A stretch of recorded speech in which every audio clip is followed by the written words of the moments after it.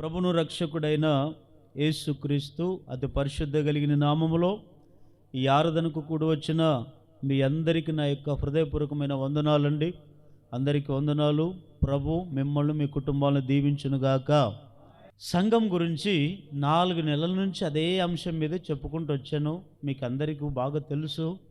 ఒకవేళ వినలేకపోతే మన YouTube channel ఉంది కదా, ఆ యూట్యూబ్లో వినండి, బలపడండి. సంఘం అంటే ఎలా ఉండాలి, సంఘాన్ని ఎలా కట్టాలి, సంఘములో ఎవరు ఉండాలి, సంఘములో ఏముండాలి, ఇవన్నీ కూడా చెప్పుకుంటూ వచ్చాను. అయితే సంఘములో ఏముండాలో కూడా మీకు ఒక 6 విషయాలు ఒక్కొక్క వారం చెప్పుకుంటూ వచ్చాను. నాకు తెలిసి ఈ నెలంతా కూడా అయిపోదు అనుకుంటాను. దేవుని చిత్తం అయితే మరింత పొడిగిద్దాం. వింటే నష్టమేం లేదు కదా. ఉందా నష్టం ఏమన్నా? ఏం లేదు. ఎంత వింటే అంత బలపడతాం. అయితే ఇంకా సంఘములో ఏముండాలి? నిన్న ఆదివారం ఏం చెప్పుకున్నాం? ఏముండాలని చెప్పుకున్నాము? చెప్పండి. స్తుతులు ఉండాలని చెప్పుకున్నాం. స్తుతులు సంఘములో ఖచ్చితంగా ఉండాలి. మరి మనం స్తుతిస్తే దేవుడు ఏం చేస్తాడని చెప్పుకున్నాము? స్తుతుల వల్ల మనకు కలిగే లాభం ఏమిటి, మేలులు ఏమిటంటే స్తుతి మన పరిస్థితులన్నీ మారుస్తాయని. ఇంకా స్తుతి చెప్పండి. అంత మీరు ఎట్లున్నారు మీరు? స్తుతి కంచెను స్థాపిస్తుంది. ఇంకా స్తుతి నిన్ను నీ కుటుంబాన్ని రక్షిస్తుంది. అందుకే స్తుతులు మనం చెల్లించాలని మనం నిన్న వారం విన్నాం. ఇంకా ఏముండాలి సంఘములంటే చదవండి. పరిశుద్ధ గ్రంథంలో నుండి నిర్గమకాండం 40వ అధ్యాయము 28వ వచనం. యెహోవా మోషేకు ఆజ్ఞాపించినట్లు అతడు మందిరమునకు తెరను వేసెను. అతడు ప్రత్యక్షపు గుడారపు మందిరపు ద్వారము నొద్ద దహన బలిపీఠమును ఉంచి దాని మీద దహన బలిని అర్పించి నైవేద్యమును సమర్పించెను. అందరూ బాగా వినండి. Very very important. నేను చెప్పే ప్రతి వాక్యము అందరికీ పనికొచ్చేదే. ఒకరికి సంబంధించింది కాదు, అందరికీ సంబంధించినవి గనుక శ్రద్ధగా విందాము. సంఘములో ఇంకా ఏముండాలయ్యా అని మనం ఆలోచన చేస్తే సమర్పణ ఉండాలి. ఏముండాలి చెప్పండి? చెప్పండి, మరొకసారి గట్టిగా చెప్పండి. సమర్పణ. సమర్పణ అంటే ఏమిటి? సమర్పణ అంటే ఏమిటి? దానికే అంకితం అయిపోవడం, అంతేనా? లేదా దానికే బలైపోవడం. కొందరు త్రాగుడికి బానిసలైపోయి ఉంటారు. ఇంకొందరు పాపానికి బానిసలైపోయి దాంట్లోనే జీవిస్తుంటారు. ఇంకవారి జీవితం అంతా దాంట్లోనే గడిపి లోకాన్ని ముగించుకొని వెళుతుంటారు. కానీ సంఘములో కూడా సమర్పణ అనేది ఉండాలి. స్తుతులు ఎంత ముఖ్యమో, దేవుని ఆత్మ సంఘములో ఉండడం ఎంత ముఖ్యమో, దేవుని సంఘములో ఆసక్తి ఉండడం ఎంత ముఖ్యమో, ఈ సమర్పణ ఉండడం కూడా అంతే ముఖ్యం. కొంతమందికి సమర్పణ అంటే ఏమి తెలియదు. ఏంటి సమర్పణ అని మనం ఆలోచన చేస్తే, దేవుని బిడ్డలారా, సంఘానికి వచ్చే ప్రతి ఒక్క విశ్వాసి, సంఘానికి వచ్చే ప్రతి కుటుంబము, సంఘానికి వచ్చే ప్రతి వ్యక్తి ముందు సంఘములో సమర్పణ కలిగి ఉండాలంట. ఆ దినాల్లో మోషే కాలంలో మనమైనా ఇట్లాగ మందిరాలు కట్టుకొని ఆ మందిరాల్లోన ఆరాధన చేస్తూ సంఘంగా కూడుకొని ప్రభును స్తుతిస్తుంటాం. కానీ ఆ దినాల్లో వారికి మందిరాలు లేవు. మరి ఏమున్నాయి అంటే ప్రజలు నడిపించడము, దేవుడు ఎక్కడ గుడారం వేయమంటే అక్కడ గుడారాలు వేసుకొని, ఒక ప్రత్యక్షపు గుడారం అన్ని వేసుకొని ఆ గుడారంలో వారు దేవునిని ఆరాధించేవాళ్ళు. అది అందరూ ఆ సంఘములో కూడా ఆ ప్రత్యక్షపు గుడారంలో కూడా 3 ఉంటాయి. పరిశుద్ధ స్థలము, అతి పరిశుద్ధ స్థలము, ఆవరణం అనేవి కూడా ఉంటాయి. ఈ 3 స్థలాలు భాగంలో ఇక్కడ నేనున్న చోటికి ఎవరు ఎక్కి రాకూడదు.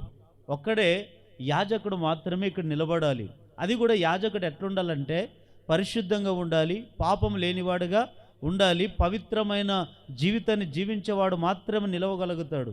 పాపంలో ఉండి పాపాన్ని చేస్తూ వేషధారణ కలిగిన జీవితాన్ని జీవిస్తూ ఇక్కడ నిలబడ్డాడు అనుకోండి, అకస్మాత్తుగా దేవుడు ఆ వ్యక్తిని చంపేవాడు. ఆ చంపే వ్యక్తిని ఏం చేసేవాళ్ళు అంటే ఆయనకి నడుముకి తాడు కట్టుకొని వెళ్ళేవాళ్ళు. అప్పుడు ఆయన చనిపోయిన వెంటనే తాడుబట్టి లాగి, మన పందికొక్కు చచ్చిపోతే ఎట్లా లాక్కొని వెళ్తామో అట్లా బయటికి తీసుకుని వెళ్ళి అట్లా సమాధి చేసేవాడు. అయితే మోషే కాలంలో వారు ఏం చేశారంటే ప్రత్యక్షపు గుడారాన్ని వేసుకొని, ఈ ప్రత్యక్షపు గుడారంలో ఏం చేశాడు తెలుసా? ఈ మోషే నైవేద్యమును సమర్పించేవాడు. ఏం సమర్పించేవాడు అంటండి? నైవేద్యము. ఏంటి నైవేద్యము? నైవేద్యం అంటే ఏమిటంటే దేనికి పోల్చబడిందంటే మన ప్రార్థన జీవితానికి పోల్చబడింది. ధూపం వేసేవాళ్ళు, నైవేద్యం వేసేవాళ్ళు, ఆ దినాల్లో బలులు అర్పించేవాళ్ళు. బలులు ఎట్లా అర్పించేవాళ్ళు అంటే సంఘములో ఎవరైనా పాపం చేసినా అది సేవకుడు చేసినతో సమానమయ్యేది. ఎవరైనా పాపంతో వచ్చారనుకోండి, వారు పాప ప్రాయశ్చిత్తం కొరకు ఈ సేవకుడు భుజం మీద వేసుకొని ఆ సేవకుడు బలులు అర్పించేవాడు. అక్కడే లేవియాకాండం 4వ అధ్యాయం 21వ వచనాన్ని చదవండి ఒకసారి. కోడెను పాళెం వెలుపలనికి మోసుకొని పోయి ఆ మొదటి కోడిని కాల్చినట్లు కాల్చవలెను. ఇది సంఘమునకు పాప పరిహార్థ బలి. అంటే సంఘానికి వచ్చే ప్రతి ఒక్క విశ్వాసి పట్ల ఎవరైనా పాపంతో వచ్చారనుకోండి, ఈ సేవకుడు ఏం చేసేవాడంటే వారి పాప పరిహార్థ బలిగా ఏం చేసేవాడంటే కోడెనో మేకలనో ఎద్దులో తీసుకొని ఏం చేసేవాడు? బలిలు అర్పించేవాడు. అట్లా అర్పించడం వల్ల ఇంక పాపమంతా కొట్టివేయబడిందని పాత నిబంధన ఆచారం ఇది. పాత నిబంధన కాలంలో జరిగిన విషయాలు ఇవి. అయితే ఇప్పుడైతే ఏం చేయాలి తెలుసా? మనం ఎంత పాపం చేసినా సంఘానికి వచ్చిన మనము ఏదో కోడిని అర్పిస్తే సరిపోతుంది, గువ్వలను అర్పిస్తే సరిపోతుంది, మన పాపం అంతా కొట్టివేయబడుతుంది అని అనుకోవడము చాలా మూర్ఖపు స్వభావం అది. కానీ అది కాదు. దేవుడు అంటాడు 51వ కీర్తనలో ఏమంటాడు దావీదు? దేవా, నీవు బలులు అర్పణలు కోరుకునేవాడు కాదు. ఒకవేళ నువ్వు అట్లా కోరుకునేవాడైతే నేను ఎన్ని బలులు అర్పించేవాడునో, కానీ నీ బలులు అర్పణలు నీకు ఇష్టమైనవి కాదు. మరి ఏమిటయ్యా నీకు ఇష్టం అంటే విరిగి నలిగిన మనసే నీకు ఇష్టమైన బలి. అయితే సంఘానికి వచ్చే మనం అందరం కూడా మనమే ఒక బలి అయిపోవాలి, మన హృదయమే ఒక బలి అయిపోవాలి, మన మనసే ఒక బలి అయిపోవాలి. అయితే బలి అయిపోవడం అంటే మీరు అనుకోవచ్చు, మరి ఎట్లయ్యా బలి ఎట్లా వెళ్ళిపోవాలి అంటే మన బలి ఏమిటంటే మన హృదయంలో ఉండే ప్రతి ఒక్క పాపాన్ని దేవుని సన్నిధిలో నిల్లు కుమ్మరించినట్లుగా కుమ్మరించి ఏమనాలంట? దేవుని ప్రభువా, నేను పాపిని, పలానా విషయంలో తప్పిపోయాను, పలానా విషయంలో పాపం చేశాను ప్రభువా, నన్ను క్షమించమని నిల్లు కుమ్మరించినట్లుగా మన హృదయాన్ని కుమ్మరించి ఆ కన్నీళ్లతో మన మనస్సు మన హృదయాన్ని ఆయనకిస్తే ఆయన ఏం చేస్తాడు? మనల్ని పరిశుద్ధపరిచి మరల నూతనమైన జీవితమునిచ్చి నూతనమైన మార్గం నడిపిస్తాడంట. హల్లెలూయా చెప్పండి, గట్టిగా హల్లెలూయా చెప్పండి. అయితే దేవుని బిడ్డలారా, అయితే వినండి, సంఘములో ఏముండాలి? మనకు సమర్పణ ఉండాలి. సమర్పణ అంటే దేన్ని మనం సమర్పించుకోవాలి? సమర్పణ అంటే కొంతమందికి తెలియదు కదా. సమర్పణ అంటే త్యాగం చేసుకోవడం, సమర్పణ అంటే అంకితం అయిపోవడం, సమర్పణ అంటే ఇంకా బలైపోవడం, బానిస అయిపోవడం దానికి. మరి ఏమి మనం సమర్పణ చేసుకోవాలి? ఏ విషయంలో మనం సమర్పణ చేసుకుంటే దేవుడు ఆ సంఘాన్ని ఆశీర్వదిస్తాడు? ఏ విషయంలో మనం సమర్పణ కలిగి ఉంటే దేవుడు మరింతగా మనల్ని దీవిస్తాడు అని మనం ఆలోచన చేస్తే ఒక 3 పాయింట్లు చెప్పి నేను ముగిస్తాను. మొదటి పత్రిక 2వ అధ్యాయం 6వ వచనం. ఈయన అందరి కొరకు విమోచన క్రయధనముగా తన్ను తానే సమర్పించుకొనెను అంటాడు. ఎవరైనా తన్ను తానే సమర్పించుకునింది ఎవరు? చెప్పండి, ఎవరండి? దేవుడు, యేసయ్య తన్ను తానే సమర్పించుకున్నాడు. ఎందుకు సమర్పించుకోవాలి? ఆయనకి ఆశలు లేవా? ఆయనకి భార్య పిల్లలు అనే ఆశనే ఉండొద్దా? ఆయనకి పంట పొలాలు సమృద్ధి ఇట్లాంటివన్నీ ఎన్నో లోకానుసారమైన ఆలోచనలు ఉన్నాయి కదండి. అవి కూడా ఆయనకు ఉండొచ్చు కదా. కాదు కాదు, యేసయ్య చేసుకున్న సమర్పణ ఏమిటంటే తన్ను తానే సమర్పించుకున్నాడంట. ఎవరి కొరకు సమర్పించుకున్నాడు అంటే మనందరి కొరకు సమర్పించుకున్నాడు. ఎందుకు ఆయన మనందరి కొరకు సమర్పించుకోవాలంటే మనమందరం అప్పటికే ఈ లోకములో పాపములు శాపములు జీవిస్తున్నాం. అయితే ఈ లోకమంతా చెడిపోయిన కాలం అది. ప్రేమలు లేవు, జాలి దయ కనికరం అనేది లేదు. మనుషుల దినాల్లో పాత నిబంధన ఆచారం పెట్టుకొని ఎవరైనా పాపం చేస్తే చంపేవాళ్లే. వాళ్ళ మీద కనికరబడి అయ్యో మనలాంటి మనుషుడే కదా, ఏదో 4 బుద్ధి మాటలు చెప్పి ఆ మనిషిని మార్చి దేవుని వైపు త్రిప్పాలి కదా అనే మనసు ఒకరికి లేదు. ఆ దినాల్లో ధర్మశాస్త్రాన్ని పాటిస్తూ ఏం చేసేవాళ్ళంటే చిన్న తప్పు చేసిన రాళ్లతో కొట్టి చంపేవాళ్ళు. చిన్న తప్పు చేసిన 10 మందిలో పంచాయతీ చేసి ఆ వ్యక్తిని అక్కడే చంపేవాళ్ళు. అంత కఠినమైన మనుషుల్లాగా ఉన్నారు. అందుకే దేవుడు ఆయనే పరలోకంలో ఉన్న యేసయ్య మానవ శరీరాన్ని దాల్చుకొని ఈ లోకానికి ఎట్లా వచ్చాడు? తన్ను తాను రిక్తినిగా చేసుకొని మనందరి కొరకు ఏం చేసుకున్నాడంట? సమర్పించుకున్నాడంట. హల్లెలూయా. ఈరోజు మన కుటుంబం కొరకు మనం సమర్పించుకోం. లేదా భర్త కొరకు భార్య సమర్పించుకోదు కొన్ని సందర్భాల్లో, భార్య కొరకు భర్త సమర్పించుకోదు కొన్ని సందర్భాల్లో. అంతెందుకండి, సంఘములో సంఘాని కొరకే కొంతమంది సేవకులు సమర్పించుకోరు.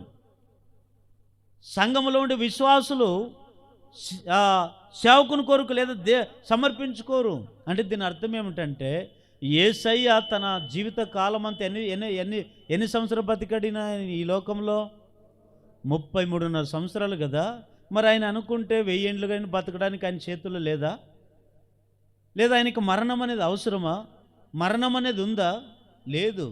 జీవమరణాలన్నీ ఆయన చేతిలో ఉన్నాయి. ప్రాణం పెట్టడానికి ఆయనకు అధికారం ఉంది, పెట్టిన ప్రాణాన్ని తీసుకోవడానికి ఆయన అధికారము ఉంది. మరి ఎందుకు మన కొరకు సమర్పించుకోవాలంటే ఆయన జీవితం అనేది ఈ లోకానికి ఎట్లా వచ్చాడు? మానవ రూపములో నర అవతారికి లోకానికి వచ్చాడు. వచ్చిన ఆయన 33.5 సంవత్సరాలు ఈ లోకంలో బతికిన ఆయన ఆ 33 ఏండ్లే చిన్న ఆయుష్ అది. మనకైనా ఇప్పుడు 70-80 ఏండ్లు ఉన్నాయి. మరి యేసయ్య జీవితము మనకంటే చిన్న జీవితమే. మనకంటే అంత నీతిమంతుడై ఉండి బతికిన ఆయనే 33.5 సంవత్సరాలు బతికాడు. ఓ 70 ఏండ్లు బతకొచ్చు కదా, 100 ఏండ్లు బతకొచ్చు కదా అంటే కాదు ఆయన ప్రణాళిక. పాపంతో చేస్తున్న వాళ్ళకైనా ఈ లోకంలో 100 ఏండ్ల ఆయుష్ ఉంది. నీతిమంతునికి ఆయుష్ లేదు. కొంతమంది అంటుంటారు, బాధపడుతుంటారు, అయ్యో ఈయన వ్యక్తి చచ్చిపోయాడే, వాళ్ళు చచ్చిపోయింటే బాగుండేది, ఆ త్రాగుపోతే చచ్చిపోయింటే బాగుండేది, వాళ్ళు పనికి రాని వాళ్ళు చచ్చిపోయింటే బాగుండేది, ఈ వ్యక్తిని దేవుడు తీసుకుపోయాడు, ఇంత మంచి వ్యక్తిని, ఈమెను ఇంత మంచి వ్యక్తిని తీసుకుపోయాడు అంటుంటారు. కానీ కొంతమంది ఇంకొక రకంగా బలపరిచే మాట ఏమిటంటే ఏడ్చే వాళ్ళని బలపరుస్తుంటారు కొంతమంది. ఎందుకు బాధపడతావులేమ్మా, చెట్టుకి ఇప్పుడు కాయలు కాసినప్పుడు కాయలు తెంపుకుంటాము, పండ్లు తెంపుకుంటాము అంటుంటారు. అప్పుడు వాళ్ళు ఏమంటారు? పండ్లే అంటుంటారు. అంటే దాని అర్థం ఏమిటంటే ఏదైతే సంపూర్ణంగా ఈ లోకంలో మారుతుందో ఆ మారిన ఆ దేవుని చిత్తం అంతేది. అయితే ఇప్పుడు యేసు ప్రభు వారు 33.5 సంవత్సరాలు మనందరి కొరకు సమర్పించుకున్నాడు. తను క్రయధనంగా చేసుకున్నాడు. యేసయ్య ఏ విధంగా అయితే తన జీవితం అంతా దేవునికి సమర్పించుకున్నాడో మనందరం కూడా సంఘములో ఉండి మన జీవితం అంతా ఎవరికి సమర్పించుకోవాలి? దేవునికి సమర్పించుకోవాలి. హల్లెలూయా. కొందరు బాప్తిసం పొందుతారు, దేవుని నమ్ముతారు, కానీ దేవునికి పూర్తిగా మనసు ఇవ్వరు, పూర్తిగా సమర్పించుకోరు. ఇంక నా జీవితం అంతా దేవునికే అంటారా? కొంతమంది అనలేరు. కొంతమంది నా జీవితం అంతా ఆమెకే అంటుంటారు, నా జీవితం అంతా ఆయనకే అంటుంటారు, నా జీవితం అంతా నా పిల్లలకే అంటుంటారు, నా జీవితం అంతా నా భర్తకే అనుకుంటారు. కానీ నా జీవితం అంతా ఎవరికి? యేసయ్యకి అనుకునే వాళ్ళు ఉన్నారా? కనపడరు. అది 100కి కనపడుతుంటారు. దేవుని కొరకు ఎవరైతే మన జీవితాన్ని సమర్పించుకుంటారో వాళ్ళు ఎప్పటికైనా దేవుడు ఆ ఉన్నత స్థితిలో పెడతాడు. యేసు ప్రభువు వారు ఈ లోకంలో పుట్టుకోక ముందు దేవుని ప్రణాళిక ఏమిటంటే కన్య మరియ గర్భవతిలో ఆయన జన్మించాలి. అంటే ఆయన మన పుట్టుక ఏమిటంటే పాపం వల్ల మనం పుట్టాం. యేసయ్య పుట్టుకెలా? పాపము లేనివాడిగా పుట్టాలి, నీతిమంతుడుగా పుట్టాలి.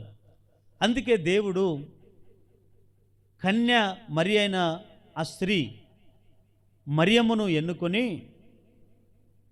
ఆమె కడుపులో పుట్టాలని గాబ్రియెల్ దూత వచ్చి అంటది, అమ్మా మరియా నీకు శుభము, నీకు చక్కటి కుమారుడు పుడతాడు, ఆయనే లోక రక్షకుడు అని గాబ్రియెల్ దూత చెప్పి వెళ్ళిపోతుంది. ఆ బిడ్డ పుట్టేది కూడా ఎట్లా పుడతాడంటే పరిశుద్ధాత్మ శక్తి నిన్ను కమ్ముకుంటుంది, ఆ పరిశుద్ధాత్మ వల్ల నువ్వు గర్భవతి అవుతావు అంటాడు అని చెప్పి ఆ దేవదూత చెప్పి వెళ్ళిపోతుంది. వెళితే అప్పటికే ఈ మరియమ్మకి ఆమె భర్త ఎవరు యోసేపుకి ఇద్దరికి ప్రదానం చేసి ఉన్నారు. ప్రదానం అంటే వివాహం కాదు, ప్రదానం.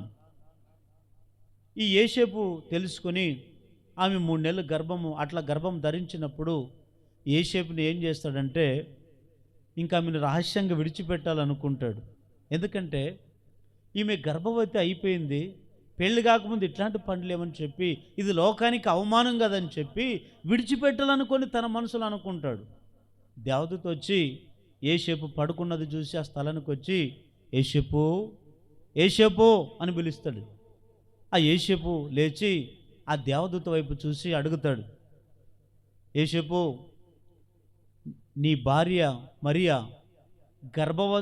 పరిశుద్ధాత్మ వల్ల గర్భవతి అవుతుంది కానీ పాపం వల్ల కాదు, కాబట్టి నువ్వు ఆమె విడిచిపెట్టొద్దు, నీవు ఆమెను హత్తున చేర్చుకొని అని చెప్పి వెళ్ళిపోతాడు దేవదూత. అప్పుడు ఈ మరియమ్మను చేర్చుకొని ఆ బెత్లెహేం అనే ఊరిలోకి వెళ్ళి ఆ పశువుల పాకలో వెళతాడు. వెళ్ళిన తర్వాత యేసుప్రభుకు జన్మనిస్తుంది. ఆ పశువుల తొట్టులో మరియమ్మ ఆ చిన్న బాలుడుగా ఉన్న యేసయ్య పుట్టిన 8 దినాలకు, ఎన్ని దినాలకండి 8 రోజులకి ఆ పసిబిల్లోని బాలుడుగా ఉన్న యేసయ్యను పొత్తు గుడ్డలు చుట్టి ఆ బిడ్డను ఎత్తుకొని ఇద్దరు భార్య భర్తలు ఎక్కడికి తీసుకొని వస్తారు? యెరూషలేములో ఉన్న దేవాలయంలోకి తీసుకొని వస్తారు. అక్కడ తీసుకొని వచ్చి ఏం చేయడానికి తీసుకొచ్చారు దేవాలయానికి? చదవండి లూకా సువార్త 2వ అధ్యాయం 22వ వచనం. మోషే ధర్మశాస్త్రము చొప్పున వారు తమ్మును శుద్ధి చేసుకొని దినములు గడిచినప్పుడు ప్రతి తొలిచూలు మగపిల్ల ప్రభువుకు ప్రతిష్ఠింప చేయవలెను అని ప్రభు ధర్మశాస్త్రమందు వ్రాయబడినట్టు ఆయనను ప్రభునకు ప్రతిష్ఠించుటకు అంటే సమర్పించుటకు ప్రభు ధర్మశాస్త్రమందు చెప్పబడినట్టు గువ్వల జతలనైన 2 పావురపు పిల్లలైన బలిగా సమర్పించుటకును వారు ఆలయమునకు ఆయనకు యెరూషలేమునకు తీసుకుని పోయిరి. అంటే యేసు 8 దినాలుగా పుట్టినటువంటి బాలుని ఎక్కడ తీసుకుని వెళ్ళారు? యెరూషలేములో ఉన్న దేవాలయాన్ని తీసుకుని వెళ్ళారు. ఎందుకు తీసుకుని వెళ్ళారంటే ఆయన పుట్టినది మొదలుకొని ఏమండి ఆ దేవునికి ఏం చేయడానికి తీసుకుని వెళ్ళారు? యేసయ్యను సమర్పించడానికి తీసుకుని వెళ్ళారు. ప్రతిష్ఠత అంటేనే సమర్పణ. సమర్పించడం అంటే తల్లిదండ్రులు బిడ్డ జీవితాన్ని, ఆయన జీవితాన్ని చిన్నప్పటి నుంచే ఎవరికి సమర్పించారు? దేవునికి సమర్పించారు. అందుకే యేసయ్య 12 ఏండ్ల వయసు వచ్చినప్పుడే ఎక్కడున్నాడు? ఆయన దేవాలయంలో ఉన్నాడు, సంఘములో ఉన్నాడు.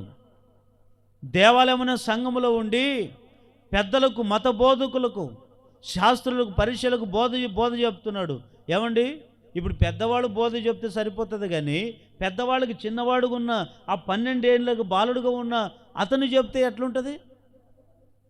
యేసయ్య చెబుతుంటే ఆ శాస్త్రులు, పరీక్షలు, మత బోధకులు అందరూ కూడా ఎంతో ఆశ్చర్యానికి గురైపోయారు. అంతే చిన్నప్పుడు ఆయన వయసు వచ్చినది మొదలుకొని, జ్ఞానం మొదలుకొని ఏమండి ఆయన ఎక్కడ ఉన్నాడు? సంఘములో ఉన్నాడు. యెరూషలేము అనే దేవాలయం విడిచిపెట్టక యేసు ప్రభువారు ఉన్నారు. అయితే ఇప్పుడు యేసయ్య జీవితం అంతా కూడా ఏం చేసుకున్నాడు? 33.5 ఏండ్లంతా ఎవరికి సమర్పించుకున్నాడు? తండ్రికి అనగా దేవునికి సమర్పించుకున్నాడు. ఈరోజు మనము సంఘములో కట్టబడి ఉన్నాము, మనము సంఘములో చేర్చబడ్డాం కదా, మరి అయితే మన జీవితాన్ని దేవునికి సమర్పించుకున్నామా లేదా అనేది ఒకసారి మనం ఆలోచన చేద్దాం. కొంతమంది దేవునికి సమర్పించుకోరు మన జీవితాల్ని, లోకానికి సమర్పించుకోరు. దానివల్ల ఏం ప్రయోజనం? అందుకని కీర్తనకాడు అంటాడు, మన జీవితం అంతా కూడా బెత్తడంతే అంటాడు. మన జీవితమే చిన్న జీవితం. ఇన్నేళ్ళ కొంతమంది ఈ జీవితాన్ని బతకడానికి కూడా నేను చచ్చిపోయింటే బాగుండేది, దేవుడు నన్ను తీసుకుపోయింటే బాగుండేది, ఈ బాధలొద్దు, ఈ కష్టాలొద్దు, ఇవన్నీ కూడా మానవుని యొక్క ప్రణాళిక, మానవుని యొక్క చెడు ఆలోచనలు ఇవన్నీ. కానీ మనం బ్రతికిన ప్రతి ఒక్క జీవితాన్ని మనం ఏం చేయాలంటే దేవునికి సమర్పించుకొని ఆ మార్గంలో మనం వెళ్ళగలిగితే దేవుడు తప్పకుండా గొప్ప కార్యాలు ప్రభు జరిగిస్తాడు. హల్లెలూయా. హన్న ప్రతిసారి చెప్తుంటాం కదా ఆమె గురించి. తన కుమారుడు పుట్టాడు, లేక లేక గొడ్రలుగా ఉన్నటువంటి హన్న జీవితంలో సమూయేలును దేవుడిచ్చాడు. సమూయేలు పుట్టగానే, పాలు విడిచిపెట్టగానే సమూయేలు ఎక్కడ తీసుకొని వచ్చింది? షీలోహు అనే ప్రార్థన మందిరం అనేది ఒకటి ఉంది. ఏలి అనేటువంటి దైవసేవకుడు ఉన్నాడు, ఆయన దగ్గర తీసుకొని వచ్చింది. తీసుకొని వచ్చి ఏం చేసింది చెప్పండి? బాలుడుగా ఉన్న సమూయేలును కూడా ఎవరికి సమర్పించింది? తన జీవితం అంతా దేవునికి సమర్పించింది. ఈరోజు మనము మన పిల్లల్ని హాస్టల్లో వదిలేసుకుపోతాము, నేను బోను నుంచి చదువుకున్నాను పారిపోతుంటాడు ఒక్కొక్కరు పిల్లలు. కానీ సమూయేలు చూడండి, చిన్న బాలుడుగా ఉన్నప్పుడే, పాలు తాగేది వదిలిపెట్టినప్పుడే ఏమండి, తల్లి తన కుమారుని జీవితం అంతా కూడా ఎవరి చేతిలో పెట్టింది? దేవుని చేతిలో పెట్టి, అయ్యా ఒకప్పుడు గొడ్రాలకు బతుకుతున్నప్పుడు కన్నీళ్లతో బాధలతో వచ్చిన స్త్రీని నేనే కదా కన్నీళ్ళు విడిచి ప్రార్థన చేసుకునింది, నేనే కదా ఇదిగో ఏడ్చి ప్రలాపించి ప్రార్థన చేసుకుంది, మొక్కుబడి ప్రార్థన చేసుకునింది. నేను కోరుకున్నట్లుగా నాకు చక్కటి కుమారుని దేవుడు ఇచ్చాడు. ఈ కుమారుని ఇప్పటి నుంచి ఎక్కడ పెంచు? నీ సన్నిధిలో పెంచు, సంఘములో పెంచి, అట్లాగా దైవసేవకునికి చేతులకు ఎప్పుడైతే ఆ కుమారుని ఇచ్చిందో, ఇచ్చిన కుమారుని దైవసేవకుడు ఏం చేశాడు? సమర్పణ కలిగిన జీవితాన్ని ఏం చేస్తున్నాడండి? దేవునికి పెంచుతున్నాడు. అందుకని సమూయేలు గురించి రాయబడి ఉంది, మనుషుల దయందును దేవుని దయందును ఎదుగుచూ వర్ధిల్లుచుండెను అని రాయబడి ఉంది. అయితే ఎప్పుడైతే సమూయేలు జీవితాన్ని దేవునికి సమర్పించుకున్నాడో, మనుషుల దయ ఆయన మీద ఉంది, దేవుని దయ ఉంది. దేవుని దయ ఎప్పుడైతే సమూయేలు మీద ఉందో ఆయనకి ఏ ఆపద రాలేదు. ఆయన బ్రతుకు దినములంతా కూడా కృపాక్షేమం వలె ఆయన జీవితం మార్చబడిపోయింది. ఈరోజు మన జీవితాలు కృపాక్షేమాలు ఎందుకు ఉండట్లేదు? ఎందుకు మన జీవితాల్లో ఏమండి అంధకారం అయిపోతున్నాయంటే మనకు సమర్పణ కలిగిన జీవితము లేదు. దేవుని కొరకు సమర్పించుకోవాలి కదా. ఉన్న ఈ కొద్ది జీవితము, ఉన్న ఈ కొద్ది బ్రతుకు దినములన్నీ కూడా నేను దేవుని కొరకు సమర్పించుకోగలిగితే నేను నా కుటుంబం అంతా కూడా ఇంకా నిత్యము దేవుని రాజ్యంలో చేరుతాం కదా అనే ఆలోచన చాలామంది చేరు. సంఘానికి వస్తుంటారు, మంచిదే, సంఘానికి వచ్చి అన్ని రకాలుగా ఉంటుంటాం, మంచిదే. కానీ అన్ని దేంట్లో మనం ఆసక్తి చూపుతామో అంతే విధంగా దేవునికి మన జీవితం కూడా ఏం చేయాలంటండి? సమర్పించుకోవాలి.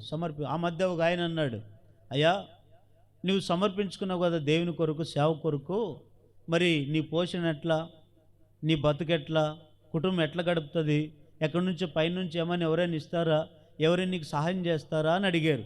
చాలామంది అడిగారు. నేను అన్నాను, సమర్పణ దానికి పోషించేదానికి ఏ సంబంధము లేదు.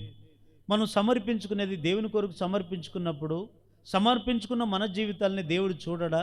దేవుడు మనకు సహాయం చేయడా?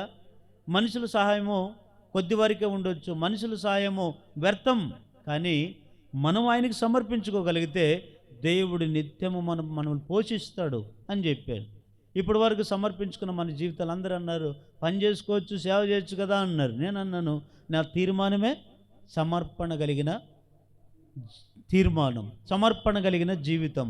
ఎందుకంటే సమర్పణ కలిగిన జీవితాన్ని ఎప్పుడైతే మనము ఆయనకి అంకితం చేస్తాం మన జీవితాన్ని, మరింతగా దేవుడు ఆశీర్వదిస్తాడు. హల్లెలూయా. 27వ కీర్తన 4వ వచనం, యెహోవా ఒక్క వరం అడిగితిని, దానిని నేను వెదుకుచున్నాను.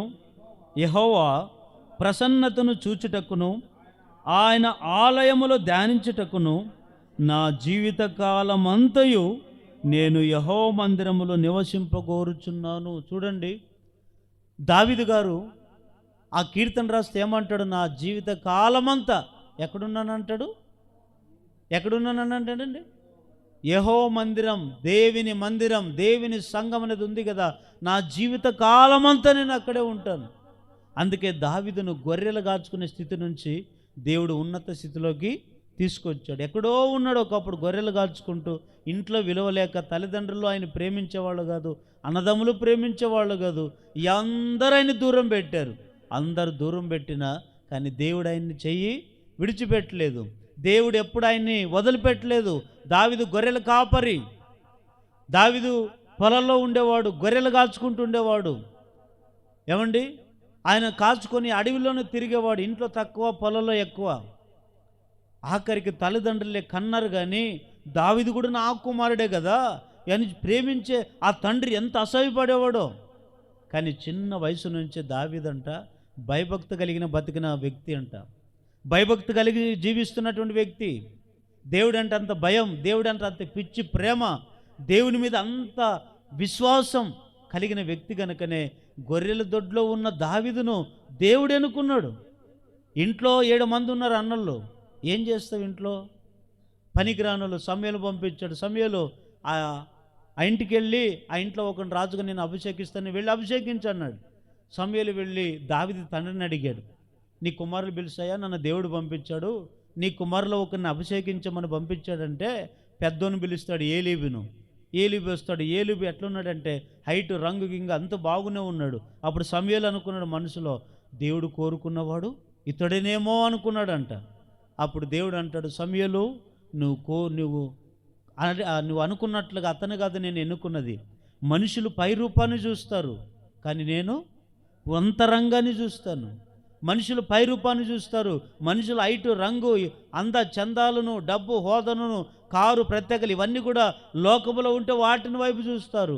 నేను వాటిని చూసేవాడిని కాదు, అంతర్భాగాన్ని చూసేవాడిని. కానీ హృదయాంతర్భాగంలో దేవునికి ఇష్టమైన మనసు దావీదుకు ఉంది, కానీ అన్నదమ్ములకి లేదు. అందుకే దావీదుని ఎన్నుకున్నాడండి. దొడ్డిలో గొర్రెలు కాచుకుంటున్నటువంటి, పొలాల్లో కాచుకున్నటువంటి దావీదుని పిలిపిస్తే అప్పుడు సమూయేలుతో అంటాడు, సమూయేలు ఇతన్నే నేను కోరుకున్నది, అతను నువ్వు అభిషేకించమంటాడు. చూడండి ఎంత ఆయన భాగ్యం. అందుకే దావీదు అంటాడు, ఏమంటాడు తెలుసా? దేవా, నీ సన్నిధిలో నేనుండడానికి నా కుటుంబము ఏ పాటిది, ఇంతగా హెచ్చించుటకు నా కుటుంబం ఏ పాటిది, నేనే ఆ పాటి వాడిని. ఒకప్పుడు నా బ్రతికేమిటి, ఒకప్పుడు నా స్థితి ఏమిటి, ఒకప్పుడు అందరికి విలువ లేని వాడికి బతికాను, కానీ నాకు విలువను ఇచ్చావయ్యా, విలువనిచ్చావు తండ్రి. ఈ బతుకు అంతా కూడా నాకు విలువ లేని వానికి విలువనిచ్చావు ప్రభు అని. చూడండి దావీదు ఎంత కృతజ్ఞత మనసు కలిగి సన్నిధిలో ఉన్నాడో. మరి ఆ దినాల్లో దావీదుకు భార్య పిల్లలు లేరంటారా? పొలాలు లేవంటారా? అన్నీ ఉన్నాయి కదండి. కానీ అన్నీ ఉన్న దావీదంట దేవునికి తన జీవితం అంతా కూడా ఏం చేసుకున్నాడు? సమర్పించుకున్నాడు. తన కుటుంబాన్ని సమర్పించుకున్నాడు. ఈరోజు మనం సమర్పించుకున్నంత సమర్పించుకొని కొంతమంది ఏమైపోతున్నారు తెలుసా? చదవండి అది అద్భుతమైన మాట.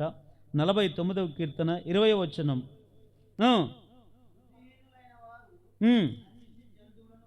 చూడండి ఈ మాట ఎంత భయంకరమో కదండి. చూడండి ఒకసారి ఆ మాట ఎట్లుందంటే, ఘనత నుండి ఉండియు బుద్ధిహీనులైన వారు నశించు జంతువులను పోలి ఉన్నారు అంటాడు. ఈ మాట బాగా వినండి. మీకు అర్థమైందో లేదో నాకు అర్థం కాదు, కానీ ఒకసారి గట్టిగా హల్లెలూయా అని చెప్పండి. ఇప్పుడు దావీదు బాగా వినండి. ఒకసారి నా వైపు చూడండి. దావీదు ఎక్కడున్నాడు? ఒకప్పుడు గొర్రెలు కాల్చుకుంటూ పొలంలో ఉన్నాడు. అప్పటికి ఘనత లేదు, విలువ లేదు, 10 మందుల పేరు ప్రాఖ్యత ఏమీ లేదు. ఎవరు ఆయన లెక్క పెట్టేవాళ్లే కాదు. లెక్క పెట్టలేని ఘనత లేని దావీదుకి లెక్కలేని దావీదును దేవుడు ఎన్నుకున్నట్లుగా ఈరోజు మనల్ని కూడా దేవుడు ఎన్నుకున్నాడు అనుకోండి. ఎన్నుకున్నాడు. ఒకప్పుడు మన స్థితి, ఒకప్పుడు మన బ్రతుకు, ఒకప్పుడు మన పరిస్థితులన్నీ కూడా లోకానికి నిషిద్ధంగా ఉన్నాయి. లోకం మనల్ని చూసి వెర్రి వాళ్ళుగా ఎంచుకున్నారు, పనికిరాని వాళ్ళుగా ఎంచుకున్నారు. అయితే పనికిరాని మన పట్ల దేవుడు అపారమైన కృప చూపి మనకు సంఘానికి తీసుకుని వచ్చి విలువనిచ్చి ఘనతనిస్తే, ఘనతనిచ్చిన మన జీవితాలు ఘనంగా ఉండాలి, కానీ ఘనహీనంగా ఉండొచ్చా? ఉండకూడదు కదా. కానీ కొంతమంది ఏమైపోతున్నారో తెలుసా? సంఘములో ఘనత నుండి అన్ని అద్భుతాలు చూసి, అన్ని ఆశ్చర్యకార్యాలు చూసి ఆఖరికి ఏమైపోతున్నారు? బుద్ధిహీనులు అయిపోయి నశించిపోయి జంతువుల్లాగా అయిపోతున్నారంట. చూడండి, అంటే కుక్క వాంతికి చేసుకుంటుంది. వాంతికి చేసుకున్న వెంటనే చూ చూ చూ చూ అంటది అనుకొని పక్కకి వెళ్తుందా? వాంతికి చేసుకున్న దాన్ని మరలా తిరిగి తింటుందంట. అంటే మనుషులు కూడా కొంతమంది జంతువుల్లాగా అయిపోతున్నారు. అయ్యా మా స్థితి ఒకప్పుడు ఇట్లుండేది. ఒకప్పుడు మమ్మల్ని ఎవరు పట్టించుకునేవాళ్ళు కాదు. ఒకప్పుడు ఎవరు మమ్మల్ని కనికరం చూపిన వాళ్ళు కాదు. ఒకప్పుడు మాకెవరు ఘనతనిచ్చిన వాళ్ళు కాదు. ఒకప్పుడు ఎవరు మమ్మల్ని ఘనపరిచిన వాళ్ళు కాదు. నీవు మమ్మల్ని ఘనపరిచావు, మీరు మమ్మల్ని స్థిరపరిచావు, ఇదిగో నీ సంఘంలో చేర్చావని చెప్పి కృతజ్ఞత కలిగి ఇంకా మరింత ఘనత పొందుకొని దేవుని చేత హెచ్చింపబడుతున్నామా, లేదా ఘనత పొంది కూడా బుద్ధిహీనులైపోయి నశించిపోయి జంతువుల్లాగా తయారైపోతున్నారా? ఒకసారి మనం ఆలోచించేద్దాం. జంతువులంట అవి ఎంత మేపినా ఆఖరికి దేనికి పనికొస్తాయి చెప్పండి? భాగంగా కోసి కేజీలకి వెళ్ళి ఈరోజు కూడా మన అదే పని కదా, తిని అయితే కొంతమంది బుద్ధిహీనులు, ఘనత నుండి బుద్ధిహీనులు అయిపోతున్నారు. అది కాదండి, మన జీవితం అంతా సంఘములు ఏం చేసుకోవాలి? దేవునికి సమర్పించుకోవాలి. హల్లెలూయా. ఇంకా మన జీవితం అంతా వేరొకరికి అంకితం కాదు, సాతానుకు అంకితం కాదు, లోకానికి అంకితం కాదు. మన జీవితం అంతా కూడా ఎవరికి అంకితం? దేవునికే అంకితం. హల్లెలూయా. అందుకే యేసయ్య తన 33.5 సంవత్సరాలు మనందరి కొరకు వచ్చి దేవునికి సమర్పించుకున్నాడు. మనం సంఘములో నిలబడి మన జీవితం ఎన్ని సంవత్సరాలు బతుకుతాం మనకి తెలీదు.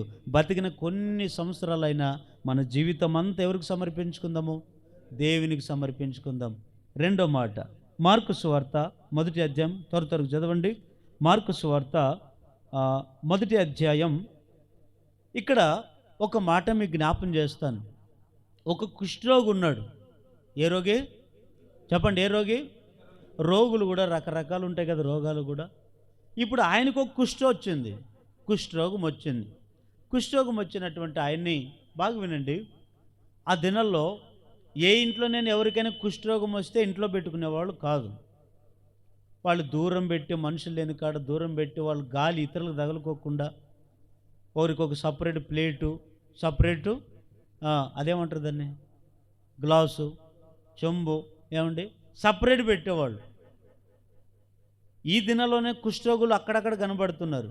ఆ దినాల్లో విచ్చలవిడిగా రోగాలు, కుష్ఠరోగులు చాలామంది, ఎంతమంది ఉండేవాళ్ళు. ఒక కుష్ఠరోగి రోగం వచ్చి, ఇప్పుడు దేవుడు పెట్టిన రోగము ఏమండి, దాన్ని మనం ఏం చేయగలుగుతాము? చేస్తామా? చేయలేం.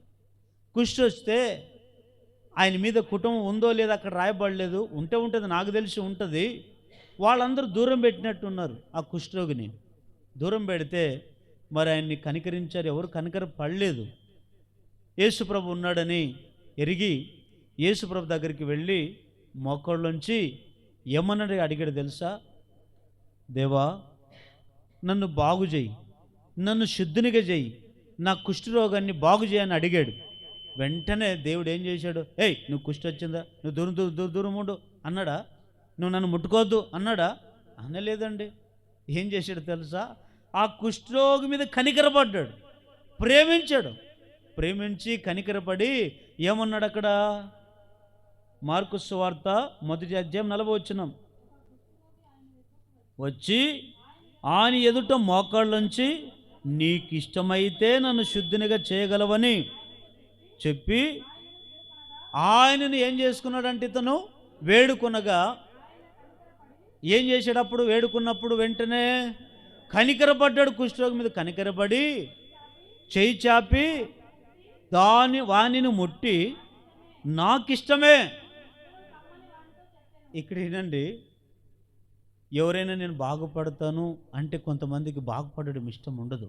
సంఘంలో కానీ, మన ఇంటి పక్కలో కానీ, మన గ్రామాల్లో కానీ, మనం ఉండే చోట మనం బాగుపడుతున్నామంటే ఎదుటోళ్ళకి ఏమొస్తుంది? కళ్ళలో కారం కొట్టినట్టు ఉంటుంది. అంతేనా? ఇప్పుడు ఈ కుష్ఠరోగంట, నువ్వు నాకు ఇష్టమే, నువ్వు అంటే అక్కడ మాట అర్థం ఏమిటంటే, నువ్వు బాగుపడడం నాకు ఇష్టమే నాయనా, నువ్వు అట్లాగే ఉండడం ఇష్టం లేదు. అక్కడ చూడండి, యేసయ్య మనసు ఎంత మనసో కదండి, ఎంత మంచి మనసో. అప్పుడు అన్నాడు, నాకు ఇష్టమే, నువ్వు శుద్ధుడిగా కమ్మన్నాడు. ముట్టుకున్నాడు. వెంటనే ఏమైపోయింది? ఆయనకున్న రోగము విడిచిపోయింది. విడిచిపోయి వెంటనే బాగుపడ్డాడు. బాగుపడిన వెంటనే అప్పుడు ఏమన్నాడు? అప్పుడు ఆయన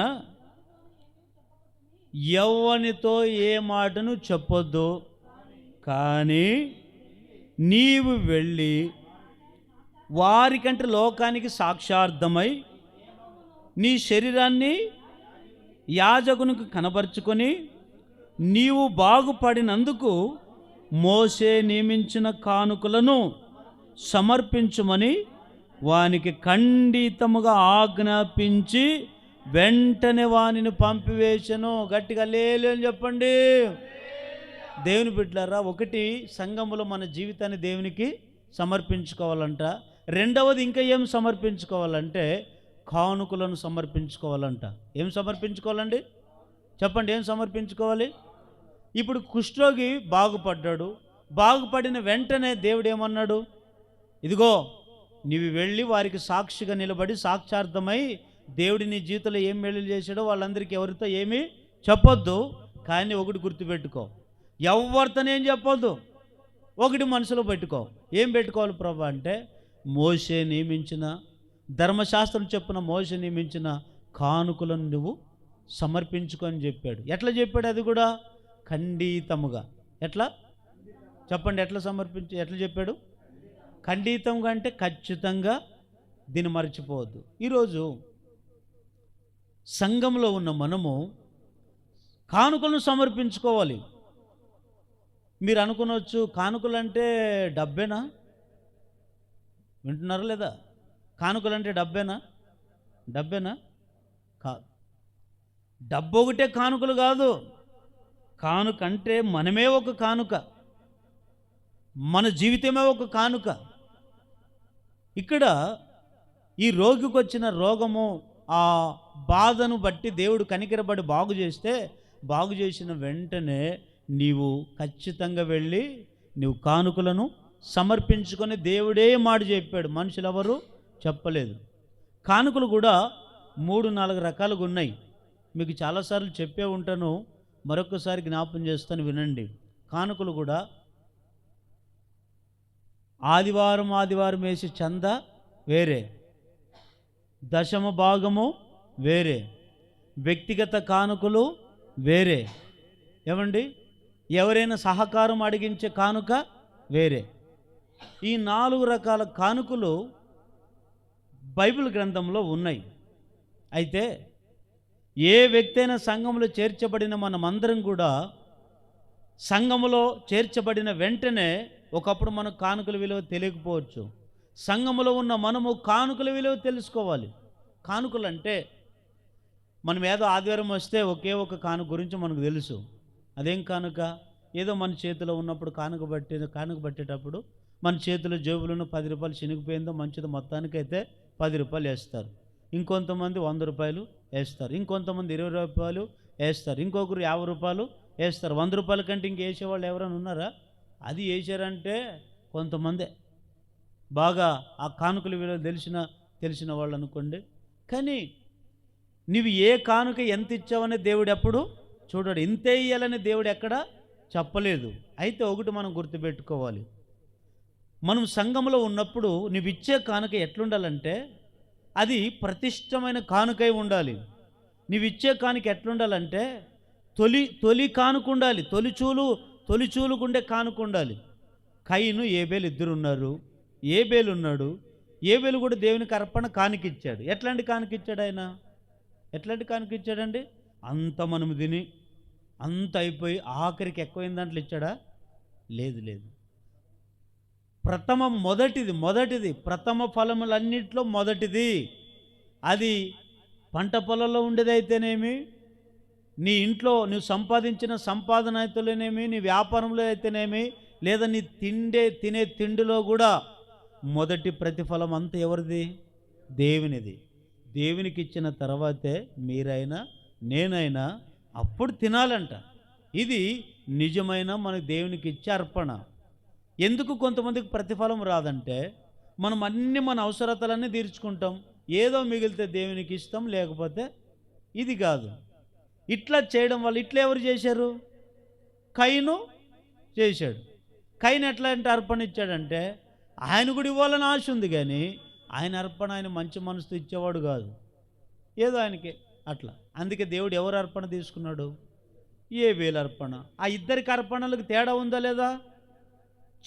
చిన్నవాని అర్పణ తీసుకున్నాడు, పెద్దవాని అర్పణ. ఎందుకంటే ఏ కానుక నువ్వు ఇచ్చినా నువ్వు పెద్ద మనసుతో ఇష్టపూర్వకంగా ప్రేమిస్తూ ఇచ్చావనుకోండి, నువ్వు ఇచ్చిన రూపాయే దేవునికి పెద్ద కానుక. సంఘంలో ఇంకొక సందర్భాన్ని కూడా మనం చూస్తాం కదా. ఎవరు దేవాలయంలో వాక్యం బోధించిన తర్వాత యేసుప్రభుకు చోటు వెళ్ళి కూర్చొని ఎవరెవరు ఎంతంత కానుకలు వేస్తున్నారో చూసుకుంటున్నాడు. అందరూ వేస్తుంటే ఒకరు డబ్బు చూపించుకొని, అదేమంటారు కదా, ఇట్లా నోట్లు చూపించుకొని ఇట్టి వేస్తున్నారు. ఇంత వేస్తున్నాం అంటే వాళ్ళు వేసిన కానుకలంతా కూడా మనుషులు చూడాలని వేశారు. ఆఖరికి అందరు వేసిన తర్వాత ఆఖరిగా ఒక స్త్రీ వచ్చింది. ఎవరామె? బీద విధవరాలని రాయబడి ఉంది. బీద విధవరాలు. మనుషుల జీవితాలు 4 రకాలుగా ఉంటాయి. అవి ఎట్లా?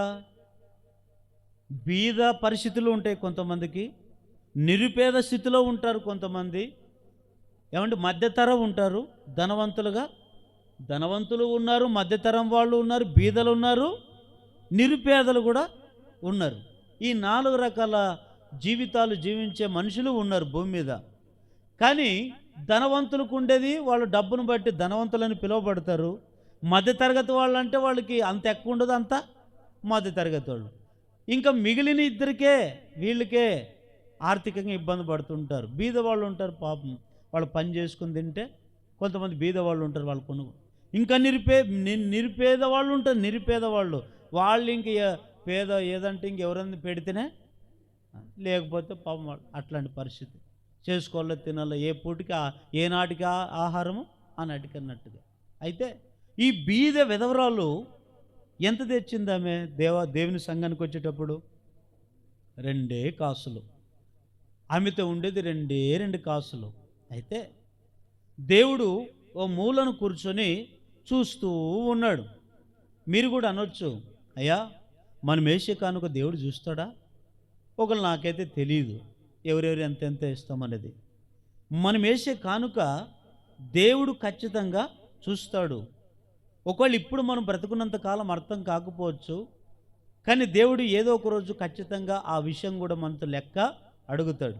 మనం సంపాదించే ప్రతి సంపాదన అంతా కూడా దేవుడు లెక్క అడుగుతాడు. ఈ బీద విధవరాలు వేసిన కానుక 2 కాసులు వేసింది చూశాడు. వెంటనే ఏమన్నాడు? ఇదిగో ప్రజలారా, మీరందరూ వినడి. ఏమిటంటే మీరందరూ మీకు కలిగిన దాంట్లో ఇచ్చారు. ఆమె ఎట్లిచ్చిందంట? లేమిలో ఇచ్చింది అంటాడు. లేమి అంటే లేమి లేకపోయినా, అంటే ఉండి ఇవ్వడం గొప్ప విషయం అంటారా, లేకుండా ఇవ్వడం గొప్ప విషయం అంటారా? లేకుండా ఇవ్వడమే గొప్ప విషయం. ఒకవేళ మన ఇదే పరిస్థితి మన అందరిలో వచ్చిందనుకోండి, అయ్యా ఉన్నప్పుడు మన మాటిది, ఉన్నప్పుడు ఇస్తాంలేండి, ఉన్నప్పుడు కానుకలు వేస్తాంలేండి, ఉన్నప్పుడు దేవునికి చేద్దాంలేండి అంటుంటాము. కానీ ఈమెంట లేనప్పుడే ఇచ్చిందంట, లేములో. అది కూడా ఎట్లా ఇచ్చిందంటే జీవనం అంతా కూడా ఆమె పోసిందంట. అందుకే దేవుడు ఆమెను ఘనపరిచాడు. హల్లెలూయా. కొంతమంది ఉంటారండి, కొంతమంది లోకంలో నిజంగా మన సంఘానికి వచ్చే ప్రతి ఒక్క బిడ్డ గురించి నేను ఈరోజు ఘనంగా ఎందుకు చెప్తున్నానంటే, చిన్న సంఘమైన పెద్ద మనసుతో ఏం చెప్పినా పెద్ద మనసుతో చేస్తున్నారు. నాకు ఇది చాలా ఆశ్చర్యం.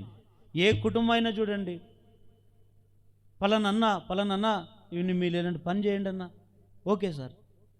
పలానక్క ఇలాంటి పని చేయండి, ఓకే సార్. చూడండి ఎంత ఆశ్చర్యంగా. కానీ కొన్ని సంఘాల్లో ఉంటారు, పెద్ద ఉద్యోగస్తులు ఉంటారు. పెద్ద ఉద్యోగస్తులకి ఎంత వేల లక్షలు కానుకొస్తుంటుంది. ఎంత కానుకొచ్చినా వారికి కనీసము ఆఖరికి నెల అయిపోయే లోపల కరువు వస్తుంది. ఎందుకు అంటే దేవునికి ఇచ్చే విషయంలో వారు ఎంత వెనుకబడి ఉన్నారో. ఒక ఆయన టీచర్ తెలుసండి, నాకు చనిపోయాడు ఆయన. వారి కుటుంబం గురించి ఇప్పటికి తెలుసుకుంటే చాలా బాధపడుతుంటాను. ఏమని బాధపడుతుంటానంటే, భర్త ఆయన టీచర్, గొప్ప టీచర్, ఆయన 1,00,000 పైనే వచ్చేది ఆయన కానుక. ఈ విషయాలన్నీ ఎందుకు చెప్తున్నానంటే, ఇవన్నీ కూడా మనం తెలుసుకోవాలి కనుక వచ్చేది. ఆఖరికి ఆయన చనిపోయే లోపల 15 లక్షల వరకు అప్పు చేసుకొని చచ్చిపోయాడు. అప్పుల భారం అయిపోయింది. అప్పులలో వచ్చి పట్టుకో వాళ్ళ ఇంట్లో వచ్చి శోధించారు. మొత్తానికి వాళ్ళు ఆయన చనిపోయిన వెంటనే భార్య పిల్లలందరూ కూడా ఈ ఈ ప్రాంతం వదిలి ఎక్కడో నలుగురు నాలుగు దిక్కులు వెళ్ళిపోయారు. ఎందుకు ఆ పరిస్థితి వచ్చింది అంటే, ఒక్కొక్కరికి దేవుడు ఇచ్చే దాంట్లో తిరిగి దేవునికి ఇవ్వాలనే ఆలోచన ఉండదు. కానీ ఈ కుష్ఠరోగిని దేవుడు ఏమంటాడు, ఖచ్చితంగా నువ్వు ఖండితంగా ఏం చేయాలి, కానుకలు సమర్పించుకోమంటాడు. కానుకలు సమర్పించుకునే వాళ్ళగా మనం ఉండాలి. ఈ విధవరాలు కూడా ఏం సమర్పించింది దేవునికి, కానుకలు సమర్పించుకున్నది. ఏమండి, ఈయన ఏబేలు ఏం సమర్పించుకున్నాడు, కానుకలను దేవునికి సమర్పించుకున్నాడు. గొర్రెలు కాల్చుకునేవాడు, తొలిచూలు ఏ గొర్రె పుడితే ఆ గొర్రెనే దేవునికి తెచ్చిచ్చేవాడు. కానీ ఈరోజు మన జీవితాల్లో ఎలా అయిపోతుందంటే, కానుకలు ఇచ్చే విషయంలో చాలా వెనుకబడిపోతుంటాం. ఇది నేను చెప్తున్న మాట కాదు, నా సొంత మాట కాదు. కొంతమంది ఏం చేస్తుంటారంటే, ఇంక సేవకులకి ఇదే పనే, ఇవ్వాలని చెప్తుంటారు, అంటుంటారు. ఇవ్వాలని కాదు, కానీ ఇచ్చే విషయంలో నువ్వు ఎంత దీవింపబడతావు అనేది, ఎంత ఇస్తామనేది కాదు. ఇచ్చే ప్రతి ఒక్క కానుక ఏ మనసుతో ఇస్తావనేది దేవుడు చూస్తాడు. ఇంకొక మాట చెప్పి నేను ముందుకెళ్తాను. యేసు ప్రభువారు పుట్టాడు లేదా? బోలో యేసు మహారాజుకే. మరొకసారేనండి, బోలో యేసు మహారాజుకే. ఓకేనా? ఇప్పుడు పశువుల తొట్టులో పుట్టినటువంటి యేసు ప్రభువారిని ఎట్లా పెట్టుకుని ఉంటే, తూర్పు దేశపు జ్ఞానులకు దేవదూత చెప్తుంది. తూర్పు దేశపు జ్ఞానులు ఎక్కడికి వెళ్తారు తెలుసా? యేసయ్యను చూడ్డానికి వెళ్తారు. ఈ హేరోదు అనేటువంటి రాజు ఉన్నాడు అప్పటికే. ఈ యేసు ప్రభు పుడితే ఆయన చంపాలని, మగపిల్లలను చంపాలని అప్పటికే ఎదురు చూస్తూ కాసుకొని ఉన్నాడు. వెళుతూ ఉంటే అప్పుడు ఈ తూర్పు దేశపు జ్ఞానులు వెళుతున్నట్టు తెలిసినప్పుడు వాళ్ళు పిలిపించి అడుగుతాడు, మీరు ఎక్కడికి వెళ్తారు? అయ్యా, బెత్లెహేం అనే ఊరికి వెళుతున్నాం. ఎందుకు వెళుతున్నారు? లోకరక్షకుడు అక్కడ పుట్టి ఉన్నాడు, ఆయన చూడ్డానికి వెళుతున్నామని అన్నారు. ఈయన మనసులో చంపాలనే కసి ఉంది. వారితో ఎట్లా మాట్లాడుతుందో తెలుసా? మీరు ఎక్కడున్నారు, ఆయన ఎక్కడున్నాడు, అంత సమాచారం అంతా తెలుసుకుని నాకు వచ్చి చెప్పండి అని. ఎందుకు ఇవంత సమాచారం అడుగుతున్నాడంటే, యేసయ్యను చంపాలని ఎదుగుతున్నాడు అప్పటికే. ఈ తూర్పు దేశపు జ్ఞానులు యేసుప్రభు దగ్గరికి చూడడానికి వెళితే ఎట్లా వెళ్ళారు? ఒట్టి చేతులతో వెళ్ళారా? ఏమేమి తీసుకుని వెళ్ళారు? చదవండి, మత్తయి సువార్త 2వ అధ్యాయం 10వ వచనం. వారు ఆ నక్షత్రమును చూచి అత్యానంద భరితులై ఇంటిలోనికి వచ్చి తల్లైన మరియను ఆ శిష్యులను చూచి సాగిలపడి ఆయన పూజించి తమ పెట్టెలు విప్పి బంగారమును సాంబ్రాణిని బోళమును ఏం సమర్పించారంట? కానుకలుగా సమర్పించారంట. అంటే ఇప్పుడు వెళ్ళేవాళ్ళు ఒట్టి చేతులతో వెళ్ళొచ్చు కదండి. మరి ఎందుకు బంగారము బోళము సాంబ్రాన్ని తీసుకుని వెళ్ళారు? వెళుతూ అంటే ఇవి ఒక కానుక. బంగారం అంటే విశ్వాసానికి సాదృశ్యం, బోళం అంటే సువాసనకు సాదృశ్యం. ఏమండి, ఇంకొకటి ఏది? సాంబ్రాణి. చూడండి, సాంబ్రాణి అంటే పొగలేస్తే ఎంత ప్రార్థనకు ధూపం, ప్రార్థనకు సాదృశ్యం. ఇవి తీసుకొని వెళ్ళారు. ఇవి తీసుకొని వెళ్ళి ఇవి సమర్పించి యేసయ్యను పూజించి వచ్చారంట. ఏమండి, ఒక తూర్పు దేశపు జ్ఞానులే యేసయ్య దగ్గరికి వెళ్ళినప్పుడు కానుకలు తీసుకొని వెళ్ళి సమర్పించి వచ్చారు. కానీ మనము వస్తున్నాం, కానీ ఏదో ఒక వచ్చినట్టు. దేవుని బిడ్డలారా, రెండవదిగా దేన్ని మనం సమర్పించాలి సంఘములు అంటే, విలువైన కానుకలను, చెప్పండి, విలువైన కానుకలను సమర్పించాలి. ఒకవేళ అయ్యా నేను సంపాదించలేను, ఈ మాట కూడా చెప్తాను, సంపాదన లేదంటే మా పరిస్థితులు అంతే ఎంతుందనుకోండి, దేవాలయానికి వచ్చి పరిచర్య చేయడం కూడా ఒక కానుకే. నిత్యము దేవుని సన్నిధికి వచ్చి మనం బలైపోవడం ఒక కానుకే. ఆ విధంగానే మనం కానుక సమర్పించి, నెహెమ్యా గ్రంథాన్ని మీరు తర్వాత చదువుకోండి, 10వ అధ్యాయమంతా, వాళ్ళందరూ కూడా అధ్యాయమంతా మీరు చదువుకోండి. ఇంటికి వెళ్ళినప్పుడు వాళ్ళందరూ పెద్దవాళ్ళు ఏం చేశారంటే, వాళ్ళు ఎట్లా దేవుని సన్నిధి కొరకు, సంఘం కొరకు సమర్పించుకున్నారో అవన్నీ కూడా ఒక్కొక్క వచనం రాయబడి ఉంది. అన్నీ సమర్పించుకున్న తర్వాత ఆఖరికి వాళ్ళు 3వ వంతు ఇస్తామని వారు సంపాదించే సంపాదనలో ఎన్నో వంతంట? 3వ వంతు సమర్పిస్తామని మొక్కుకున్నారంట. ఆ విధంగానే సమర్పించారు, ఆ విధంగానే చేసుకున్నారు. అందుకే దేవుడు వారికి ఏ కరువు రానియలేదు. ఈరోజు కూడా మనం కూడా సంఘములో రెండవదిగా కానుకలు సమర్పించే వారిగా ఉండాలి. హల్లెలూయా. చివరికి ఒక మాట చదవండి, ఒక్క రెఫరెన్స్ చదవండి, ముగిచ్చేస్తాను. నెహెమ్యా గ్రంథం 10వ అధ్యాయం 39వ వచనం. మా దేవుని మందిరమును విడిచిపెట్టము. అందరు చెప్పండి. నేను చెప్పినట్లు మీరు చెప్పండి. ఇప్పుడు మా దేవుని మందిరమును మేము విడిచిపెట్టము. నేను మరి ఇంకొక కోణంలో చెప్తాను, మీరు చెప్పండి నేను చెప్పినట్లుగా. మా దేవుని సంఘమును మేము విడిచిపెట్టము. ఇక్కడ కొద్దిగా వివరిస్తాను, వినండి. ఎన్ని పాయింట్లు చెప్పాను మీకు? 2. ఒకటి, సంఘములో ఏముండాలి? సమర్పణ.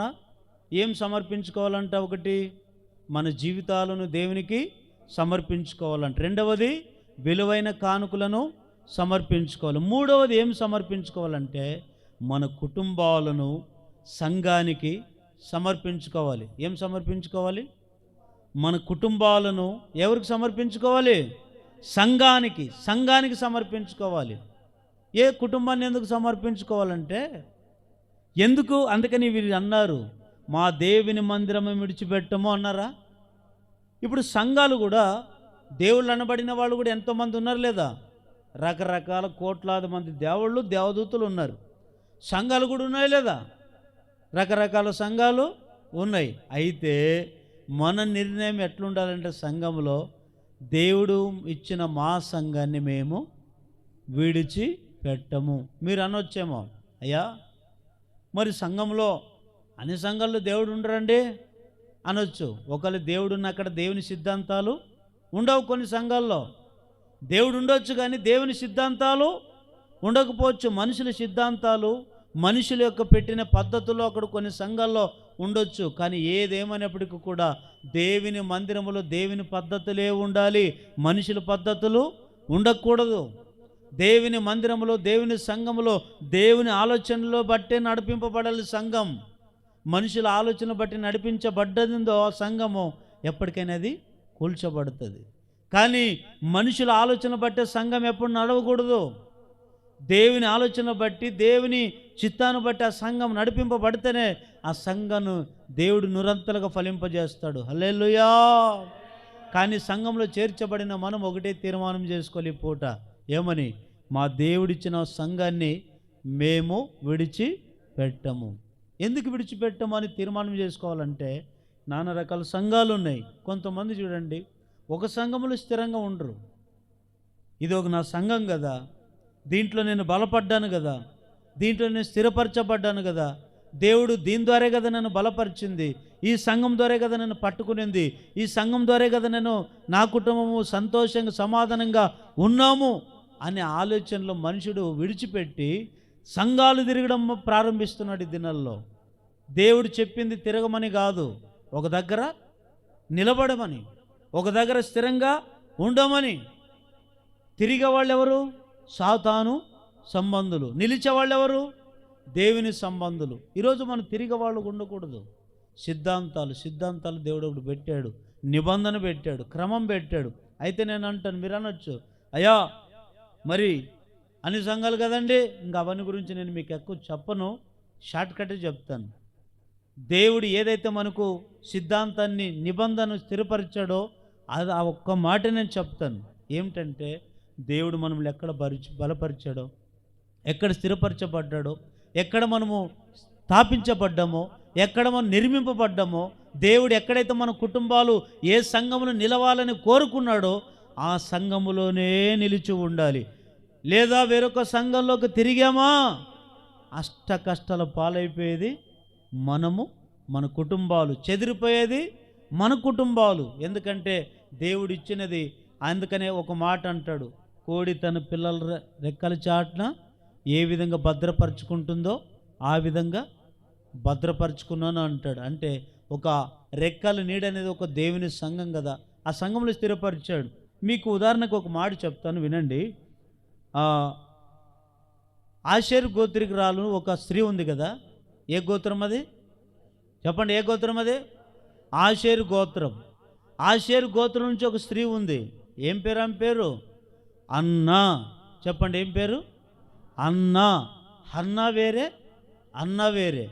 ఈ అన్నా అనే స్త్రీ ఆమె వయసు వచ్చినది మొదలుకొని వృద్ధాపం అయిపోయేంత వరకు ఒకే సంఘంలోనే ఉందంట. ఆ సంఘంలోనే పెరిగింది, ఆ సంఘంలోనే బలపడింది, ఆ సంఘంలోనే పరిచర్య చేసింది, ఆ సంఘంలోనే చచ్చిపోయింది. చదవండి ఆ మాట, లూకా సువార్త 2వ అధ్యాయం 37వ వచనం.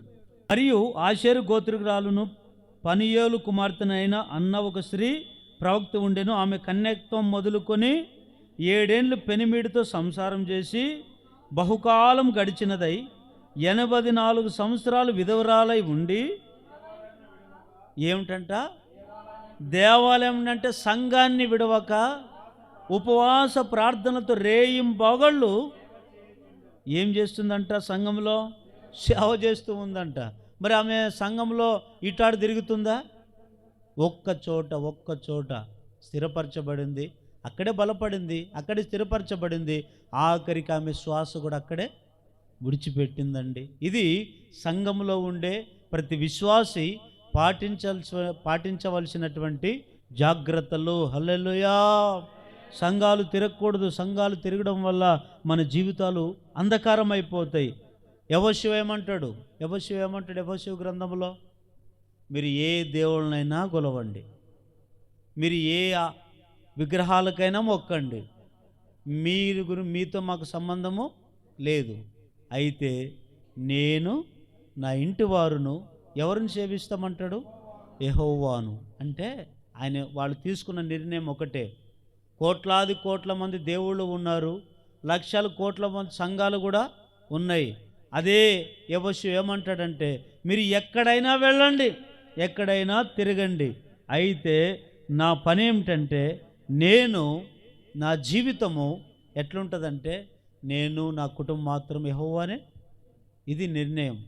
ఒకే సంఘములో ఉంటాం, ఒకే దగ్గరే ఉంటాం, నేను నా కుటుంబము స్థిరంగా ఉంటాం, ఆయన్నే ఆరాధిస్తాం, ఆయన్నే ధ్యానిస్తాం, ఆయనలోనే జీవిస్తాం, ఆయన్నే సేవిస్తాం అంటాడు.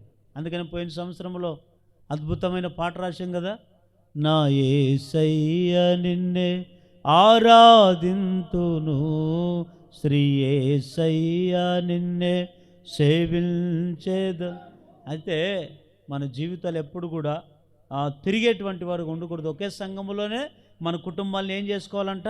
సమర్పించుకోవాలి, కుటుంబాలను సమర్పించుకోవాలి. 1 కొరింథీయులకు రాసిన పత్రిక 12వ అధ్యాయం 2వ వచనం. మీరు అన్య జనులై ఉన్నప్పుడు మూగ విగ్రహములను ఆరాధించుటకు ఎటుబడినా అటు నడిపింపబడతారని మీకు తెలియను. ఇందుచేత దేవుని ఆత్మ వలన మాట్లాడుచున్నవాడెవడును యేసు శాపగ్రస్తుడని చెప్పడనియు, పరిశుద్ధాత్మ వలన తప్ప ఎవడును యేసు ప్రభును చెప్పలేడనియు నేను మీకు తెలియజేయుచున్నాను. చూడండి, పౌలు గారు ఏమంటున్నాడు? మీరు ఒకప్పుడు దేవుడు అంటే తెలియనప్పుడు, లోకంలో ఉన్నప్పుడు ఎటు పడితేట తిరిగారు, ఏ దేవుని పడితే ఆ దేవుణ్ణి కొలిచారు, ఏ విగ్రహార్థన కంటే ఆ విగ్రహార్థనకు పూజలు చేశారు, ఎటు పడితే అటు వెళ్ళారు. కానీ సంఘంలో చేర్చబడిన తర్వాత ఎటు పడితే అటు పోవడానికి వీలు లేదు. మన అడుగులు ఎట్లుండాలి? బండ మీద స్థిరపరచబడినట్లుగా ఉండాలి. ఒకే చోట ఉండి ఒకే సంఘంలోనికి వస్తూ కుటుంబాలుగా దేవునిని మనం ఆరాధించగలిగితే దేవుడు తప్పకుండా మరింతగా దేవుడు మనం దీవించునుగాక. చెప్పండి, గట్టిగా ఆమేన్ చెప్పండి. యెహోషువ ఏమన్నాడు? నేను నా కుటుంబము యెహోవానంటే ఒకే సంఘములోనే ఉంటాం, ఒకే దేవునినే ఆరాధిస్తాం, ఒకే కుటుంబంగానే కట్టబడి ఉంటామని యెహోషువ అన్నాడు. ఆషేరు గోత్రికులు ఏం చేసింది? ఒకే సంఘములోనే, ఒకే దేవాలయంలోనే, ఒకే చోటే ఒకే సేవకుని వెంబడిస్తూ స్థిరపరచబడింది. వారి జీవితాలను వారి సంఘానికి సమర్పించుకున్నారు, వారి కుటుంబాలను సమర్పించుకున్నారు. వారు సమర్పించుకున్నట్లుగా మనము కూడా ఏం చేసుకోవాలంటే మన కుటుంబాలను సంఘానికి సమర్పించుకోవాలి. ఎన్ని పాయింట్లు చెప్పానండి? 3 పాయింట్లు. సంఘములు ఏముండాలి? సమర్పణ ఉండాలి. సమర్పణ ఉంటే ఎలాంటి సమర్పణ కలిగి మనం ఉండాలి? దేన్ని మనం సమర్పించుకోవాలి? 1, మన జీవితం అంతా దేవునికి సమర్పించుకోవాలి. రెండవది, విలువైన కానుకలను సమర్పించుకునే వారిగా ఉండాలి. మూడవది, మన కుటుంబాలను మనము ఒకే దేవునికే, ఒకే సంఘానికే కుటుంబాలను సమర్పించుకోవాలి. ఆ విధంగా మనల్ని అందరూ కూడా దేవుడు నిలబెట్టునుగాక.